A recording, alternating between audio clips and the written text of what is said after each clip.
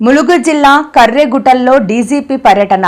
కర్రెగుట్టలో అభివృద్ధికి సువర్ణ అధ్యాయానికి డీజీపీ అడుగులు. హింసకు స్వస్తి, సమాజంలో భాగస్వామ్యం కావాలని డీజీపీ సివి ఆనంద్ సందేశం. లొంగిపోవాలని గణపతి దంపతులకు పోలీసుల పిలుపు. కాకరాల సమితికి 20 లక్షల రూపాయల చెక్ అందజేత. పునరావాస విధానంతో ఇప్పటి వరకు లొంగిపోయిన 23 మందికి 2 కోట్ల రూపాయల వరకు సాయం. ఆపరేషన్ కగార్తో తెలంగాణ, ఆంధ్ర, ఛత్తీస్గఢ్ సరిహద్దు ప్రాంతాలలో ఉన్న కర్రెగుట్టలను జల్లెడ పట్టిన భద్రతా బలగాల కృషి వమ్ము కాలేదు. నాడు కర్రెగుట్టల దండకారణ్యంలో తుపాకుల మోతలతో తూటాల వర్షం కురిసి రక్తమోడిన నేల నేడు కేంద్ర రాష్ట్ర ప్రభుత్వాల చొరవతో లొంగిన మావోయిస్టుల కంచు కోటలో నేడు అభివృద్ధికి బాటలు పడుతున్నాయి.